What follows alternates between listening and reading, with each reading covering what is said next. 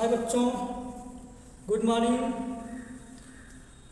तो आप सभी लोगों को हमारे ये सारे क्लासेस के यूट्यूब चैनल अजीत पटेल आप लोगों को बहुत बहुत स्वागत करता हूँ। तो आज हम कक्षा 10 के क्लास ले रहे हैं, वो भी साइंस का है।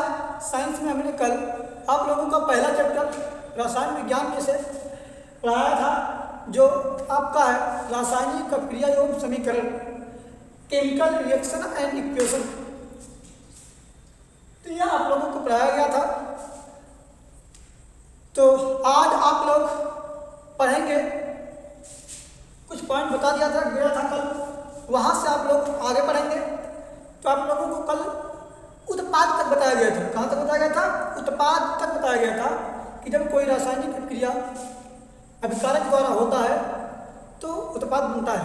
क्या बनता है? उत्पाद बनता है। तो वहाँ तक हो गया था आपका। अब आपका था रासायनिक समीकरण। क्या था? रासायनिक क्रिया के प्रकार था, जो आप लोगों को कल ही बता दिया गया था 9 प्रकार के बारे में। उसका डिटेल से आज हम पढ़ेंगे। 9 के बारे में डिटेल से आप लोगों को बताया जाएगा। तो सबसे पहले आज हम लोग पहला पढ़ेंगे,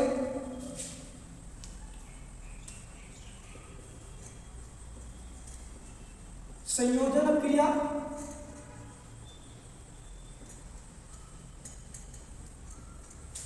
संयोजन क्रिया, इसको अंग्रेजी में बोलते हैं कॉम्बिनेशन अभिक्रिया या रिएक्शन।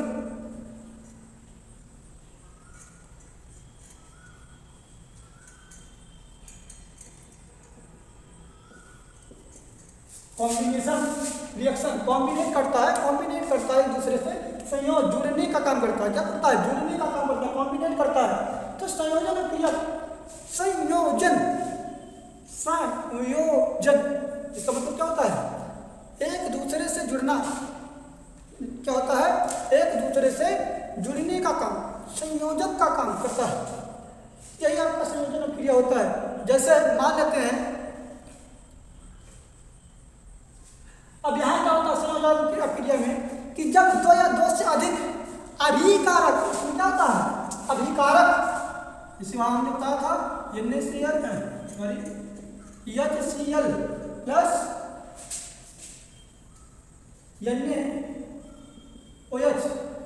NaOH। तो ये हो गया आपका। हमने यही तो बताया था अभिकारक के रूप में HCl प्लस NaOH। तो आपको यह क्या बता गया था? अभिकारक है। क्या है? अभिकारक है। क्या है?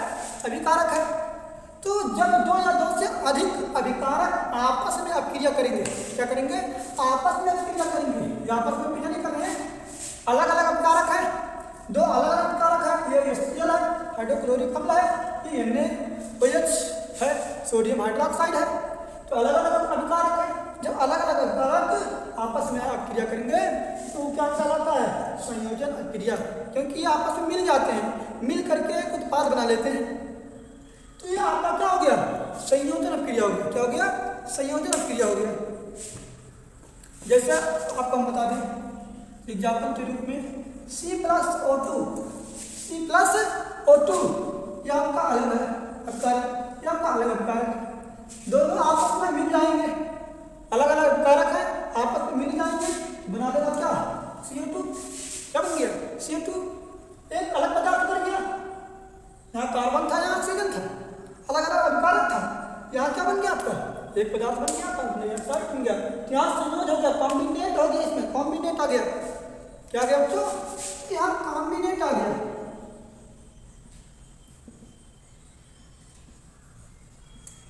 यहाँ आपका कॉम्बिनेट हो गया, आपस में इनका कॉम्बिनेट हो गया, संयोज हो गया, जुड़ गए। आगे देखेंगे,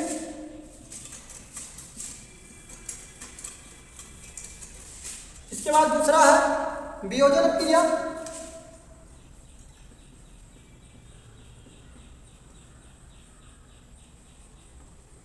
वियोजन अपक्रिया।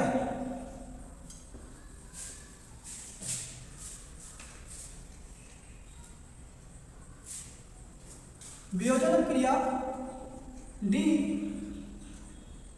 कंपोजिशन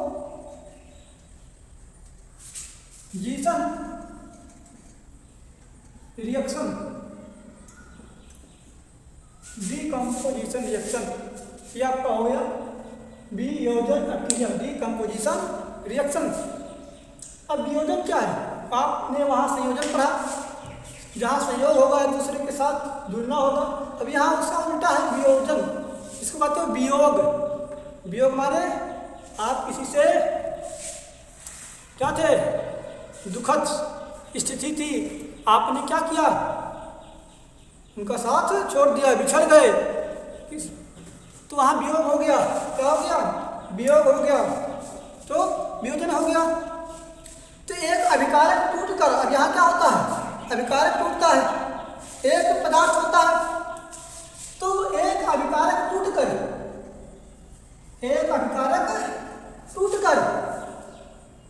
अलग अलग उत्पाद में बन जाना, या अलग अलग उत्पाद में क्या हो जाए, बात बदल जाए, तो आपका वियोजन अपक्रिया कहलाता है। क्या कहलाता है? वियोजन अपक्रिया कहलाता है। यहाँ क्या कह रहा है?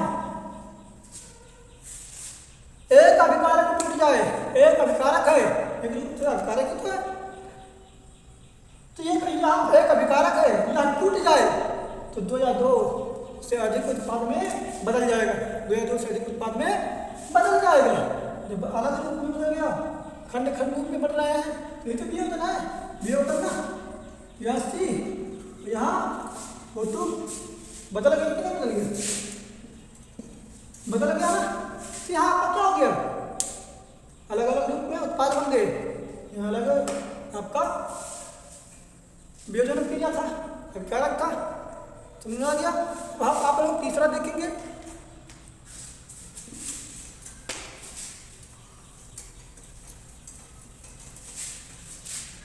देखिए, इसके बाद आ जाएगा विस्थापन अपक्रिया।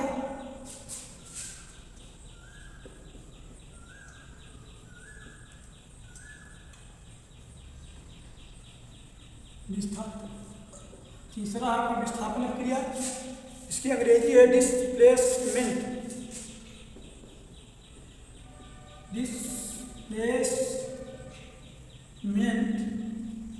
Reactions, displacement reactions, displacement reaction, विस्थापन अपक्रिया। क्या है? तो विस्थापन अपक्रिया है। क्या बच्चों? ये आपका विस्थापन अपक्रिया है। इस अभिक्रिया में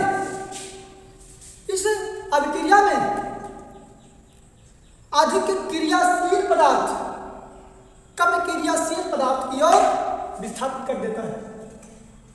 अधिक क्रियाशील पदार्थ कम क्रियाशील पदार्थ की ओर क्या होते हैं, ये विस्थापित कर देते हैं, जिसे हम विस्थापन अपक्रिया कहा जाता कहते। अर्थात अधिक से कम की ओर विस्थापित होना, क्या होना, विस्थापित होना, ये क्या कहलाता है, विस्थापन अपक्रिया। शॉर्ट में अधिक से कम की ओर विस्थापित होना ही विस्थापन अपक्रिया कहलाता है। शॉर्ट में जाने, वैसे तो इसका परिभाषा हो गया आपका, इस अभिक्रिया में अधिक क्रियाशील पदार्थ कम क्रियाशील पदार्थ की ओर विस्थापित कर देना विस्थापन अपक्रिया कहलाता। क्या आपका ये हो सकता, समझ गए कि कोई भी पदार्थ है कम से ज्यादा की ओर क्या होगा, ज्यादा से कम की ओर क्या होगा। कुछ ऐसे भी पदार्थ होते हैं जो ज्यादा क्रियाशील होते हैं, जो कम क्रियाशील वाले होते हैं। अर्थात अमीर से गरीब की ओर जाना, अमीर से गरीब की ओर जाना, जैसे कोई अमीर है तो अमीर और कोई गरीब है, तो यहाँ क्या होगा, अमीर गरीब की ओर जाएगा अर्थात कुछ दे देगा, अमीर गरीब को कुछ दे देगा, विस्थापित अमीर कहाँ जाएगा, गरीब की ओर विस्थापित हो जाएगा। अर्थात ऐसे बताया गया है ये अधिक क्रियाशील वाला पदार्थ कम क्रियाशील वाले पदार्थ क्या करता है, को विस्थापित कर देता है, कहीं लेके जाकर के गरीब को विस्थापित कर देता है। तो यहाँ अमीर क्या करेगा, गरीब को कहीं विस्थापित कर देगा, अमीर गरीब को कहीं विस्थापित कर देगा, अर्थात कहीं ले जाकर किसको बैठा देंगे, कहीं उपस्थित कर देंगे, गरीब को कहीं अपना, अमीर गरीब को राह दिखा देगा, यही तो करेगा।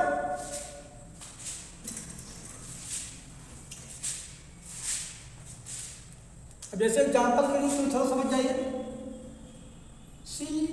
Cu कॉपर, ES4 कॉपर क्या है, सल्फेट प्लस Zn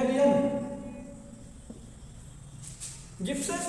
अब यहाँ देखिए क्या बनेगा, ZnSO4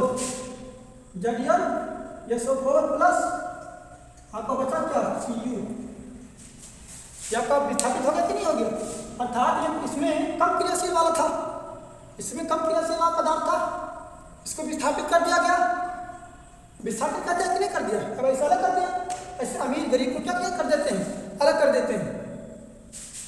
तो अब यहाँ कॉपर सल्फेट था, तब यहाँ अलग होकर के क्या बन गए, जिंक सल्फेट बन गए, क्या बन गए, जिंक सल्फेट बन गए।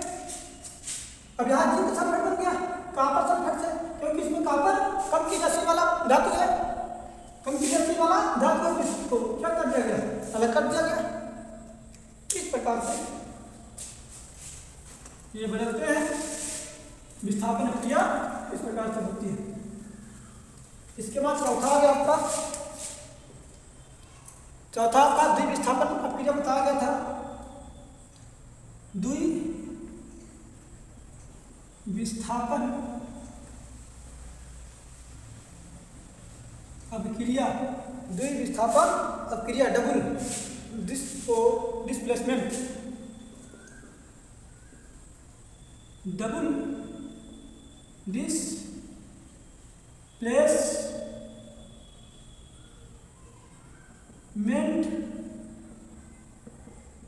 रिएक्शन, डबल डिस्प्लेसमेंट रिएक्शन, द्विविस्थापन अभिक्रिया, दुई तरह से अभिक्रिया कैसे होता है ये देखेंगे। एक कम की ओर, द्विविस्थापन मतलब कम से ज़्यादा की ओर, ज़्यादा से कम की ओर, अर्थात इस अभिक्रिया में उत्पादों का निर्माण दो यौगिकों के बीच आयन के द्वारा होता है, इसके द्वारा होता है, आयन के द्वारा होता है। कि इन अभिक्रियाओं में जो उत्पाद होते हैं क्या होते हैं, उत्पाद होते हैं, उत्पादों का जो निर्माण होता है तो ये दो यौगिकों के बीच होता है, दो यौगिकों के बीच आयनों के आदान प्रदान से होता है, किससे होता है, आदान प्रदान से होता है, उत्पादों के द्वारा।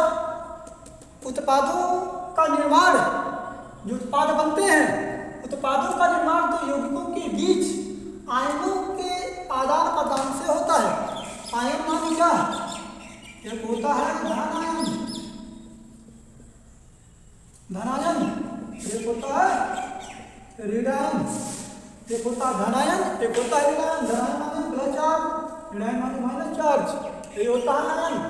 समझ आया, ये चीजें आदान प्रदान होती हैं, किसी में कम होता है किसी में ज़्यादा होता है, इस प्रकार से उत्पाद को बनाया जाता है। वही आपका द्विविस्थापन अभिक्रिया होता है। क्या होता है, द्विविस्थापन अभिक्रिया होता है। समझ में आ गया, जैसे एग्जाम्पल के रूप में दे लीजिए, एग्जाम्पल के रूप में आपका Na है 2SO4 plus BaCl, BaCl2 barium chloride, क्या है, बेरियम क्लोराइड सोडियम सल्फेट। अब आपस में ये क्या करेंगे, क्रिया करेंगे, ये आपस में क्या करेंगे, ये बेरियम क्लोराइड है, बेरियम क्लोराइड है। अब ये आपस में जो क्रिया करेंगे तो क्या बदलेगा, बी क्या होगा, बी SO4, यहां से अब क्रिया करेंगे इसमें BSO4 प्लस बचा क्या है Na2Cl2, Na2Cl2 दोनों में 2 है ना, ये भी 2 ये भी 2 यहाँ भी 2 लगा लीजिए, 2 NaCl। अब यहां देखिएगा बेरियम Ba पे +2 चार्ज होता है। अब यहाँ आप लोग नहीं समझ पाएंगे कि कैसे बेरियम पे +2 चार्ज होता है, आगे जब पढ़ाया जाएगा अवश्य तो उसमें बताया जाएगा कि किस पर कितना चार्ज बनता है। या आप लोग संयोजकता पढ़ेंगे तब उसमें जानकारी मिलेगी आप लोगों को, जब आप लोग पढ़ेंगे क्या संयोजकता वाला चैप्टर। तो Ba 2 charge, SO4 negative 2 charge. अब यहाँ प्लस यहाँ माइनस, तो प्लस माइनस क्या हो जाएगा, कैंसिल काट हो जाएगा, क्या हो जाएगा कैंसिल, तो आपका क्या बन जाएगा BaSO4, क्या बन जाएगा BaSO4। अब यहाँ दोनों उदासीन हो जाते हैं, क्या हो जाते हैं, दोनों उदासीन बन जाते हैं। अब ये उदासीन बना है, क्या बना है यहाँ उदासीन बना के लिया, क्योंकि ये मिलते नहीं है, ये कभी मिल नहीं सकते, और मिलेंगे तो उदासीन होंगे, क्या होंगे उदासीन होंगे, क्योंकि इनकी आयनों की संख्या क्या होती है, कुछ नहीं बचती, माइनस प्लस माइनस होता है, प्लस माइनस टकराते हैं आपस में, तो क्या होता है 0 हो जाता है, तो 0 हो जाएगा तो उदासीन हो जाता है, 0 पे क्या होते हैं उदासीन हो जाते हैं। ये आपका था विस्थापन अभिक्रिया। आगे देखिएगा आपका अपचयन क्रिया है, पांचवा क्या है उपचयन क्रिया।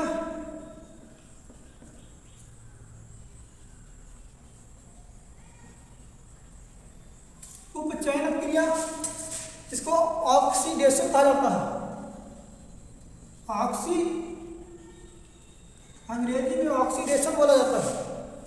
उपचयन क्रिया इसी को ऑक्सीकरण क्रिया भी कहा जाता है। उपचयन को हम क्या कहते हैं ऑक्सीकरण क्रिया भी कहा जाता है, चाहे उसे ऑक्सीकरण क्रिया कहो चाहे उपचयन क्रिया को, दोनों बात देखे ही है, दोनों का मतलब एक ही निकलता है।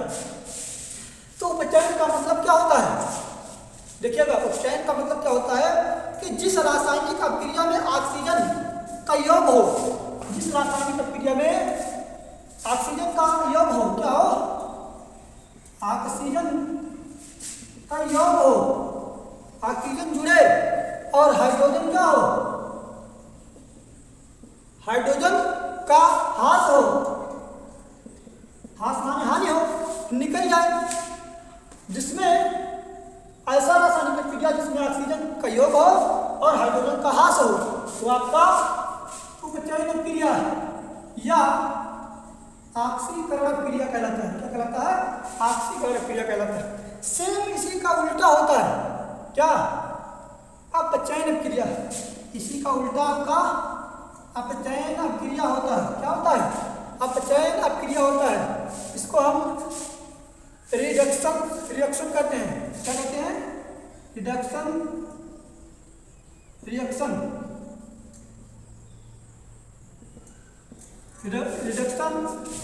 कहते हैं अपचयन क्रिया, इसी का सेम उल्टा होता है। अब इसमें क्या होगा हाइड्रोजन का योग होगा और ऑक्सीजन का ह्रास होगा।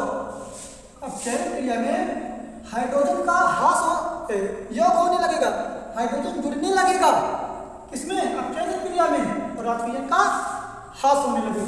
लेकिन ऑक्सीकरण क्रिया या उपचयन क्रिया में ऑक्सीजन जुड़ता है और हाइड्रोजन घटता है, और अपचयन क्रिया में हाइड्रोजन बढ़ता है या हाइड्रोजन का योग होता है और ऑक्सीजन का ह्रास होता है, घटता है। समझ में आ गया, ये छोटी सी बात थी। इसके बाद है सतवां है आपका, छठवां हो गया था अपचयन क्रिया रेडॉक्स अभिक्रिया। रेडॉक्स अभिक्रिया रेडॉक्स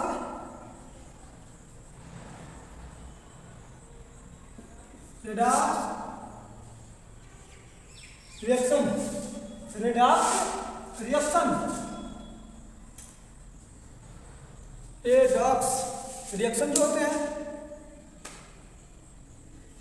अब रेडॉक्स के रिएक्शंस क्या है जिसमें दोनों हो, रेडॉक्स क्रिया का मतलब क्या है जिसमें दोनों क्रिया हो, उपचयन का और अपचयन का, उपचयन का भी हो और अपचयन का भी हो, वही आपका रेडॉक्स क्रिया कहलाता है। जिसमें ऐसे रासायनिक क्रिया जिसमें ऑक्सीकरण या उपचयन की क्रिया और अपचयन क्रिया दोनों होता है उसे हम क्या कहते हैं, रेडॉक्स क्रिया कहते हैं। जैसे देखिएगा एग्जाम्पल समझ पाएंगे, CuO copper oxide plus H2, अब ऐसा इधर है gives Cu plus H2O, Cu plus H2O, इधर कॉपर ऑक्साइड इधर हाइड्रोजन, इधर कॉपर इधर जल है। अब यहाँ देखिए कहाँ आपका किसमें आपका ऑक्सीकरण हो रहा है या उपचयन हो रहा है, किसमें अपचयन हो रहा है, इसमें दोनों होगा। देखिएगा अब यहाँ देखिएगा ये आपका क्या है कॉपर, तो यहाँ क्या होगा कॉपर में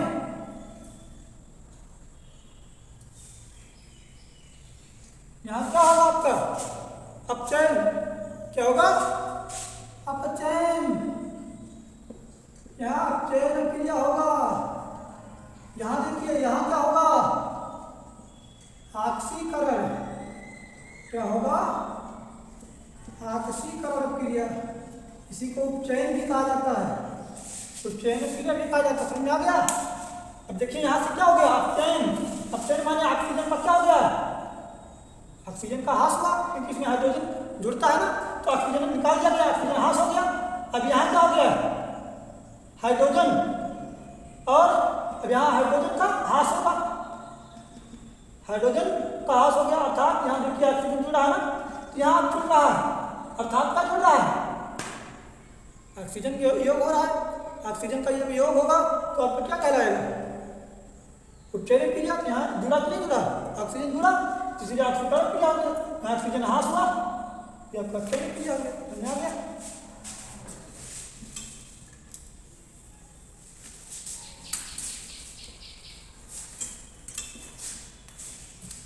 आठवां देखिएगा आपका उष्मा क्षेपी अपक्रिया है, उष्मा क्षेपी अपक्रिया है, इसको अंग्रेजी में एक्सोथर्मिक रिएक्शन कहते हैं, एक्सोथर्मिक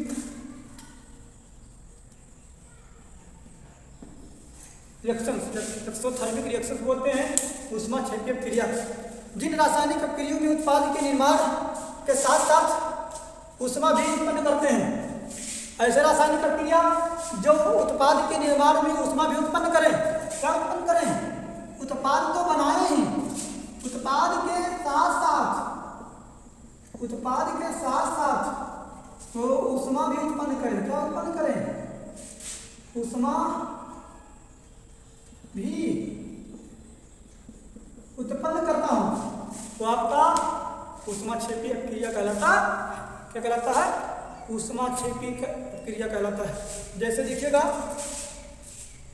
एग्जाम्पल में देखिएगा CH4 या क्या है मीथेन है, क्या है मीथेन, आपका मीथेन हो गया प्लस 2O2 हो गया, ये भी गैस है, ये भी आपका गैस ही है गिव्स। अब यहाँ देखिए यहाँ मीथेन था, यहाँ आपका ऑक्सीजन है, अणुओं की संख्या ज़्यादा है। अब यहाँ देखिए निकलेगा क्या, क्या निकल सकता है, यहाँ का उत्पाद है, उत्पाद के साथ साथ उष्मा भी बनाएगा, यानी कि क्या बनेगा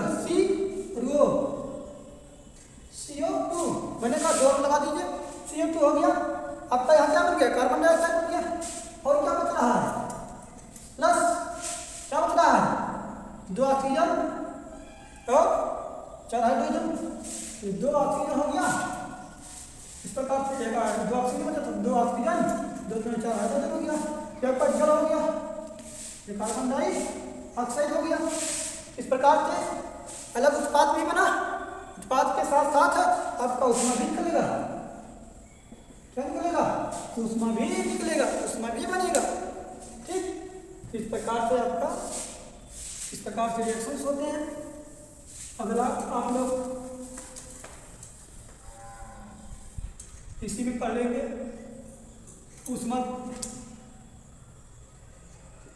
ऊष्मा शोषी क्षेपी था, ये आपका क्या होगा? शोषी। क्या होगा? शोषी। ये एंडोथर्मिक है।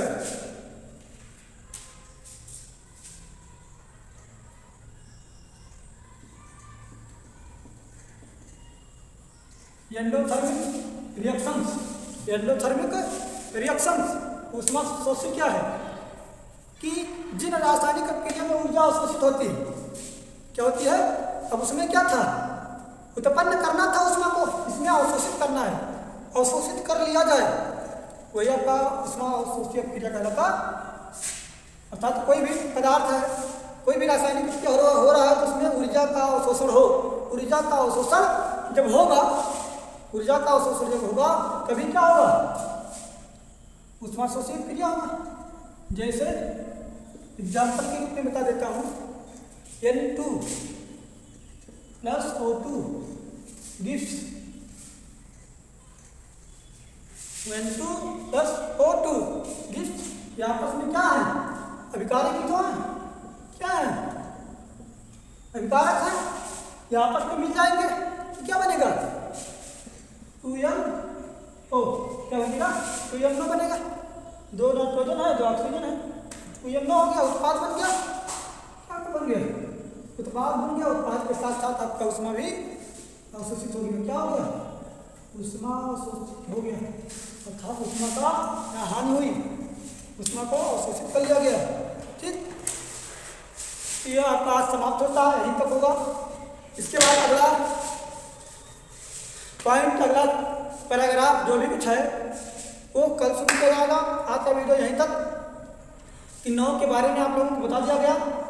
तो इसके बाद आप लोगों का अगला पॉइंट आएगा, अगला टॉपिक संरक्षण के बारे में आएगा। संरक्षण कैसे किया जाता है, कोरोजन होता है उसका, तो संरक्षण किस प्रकार किया जाता है या संरक्षण कैसे होता है, तो ये प्रकार आप लोगों को कल बताया जाएगा। तो ये वीडियो यहीं तक होता है समाप्त। इसके बाद आप लोग ये मत भूलना सब्सक्राइब करना, लाइक करना और ज़्यादा से ज़्यादा शेयर करना, क्योंकि जब आप लोग भूल जाएंगे तो आप लोग के आसपास दोस्त बच्चे पढ़ नहीं पाएंगे। तो ये मत भूलिएगा, सब्सक्राइब जरूर कीजिए इस चैनल को और ज़्यादा से ज़्यादा शेयर कीजिए। तो आज का वीडियो यहीं समाप्त करते हैं। थैंक यू, धन्यवाद।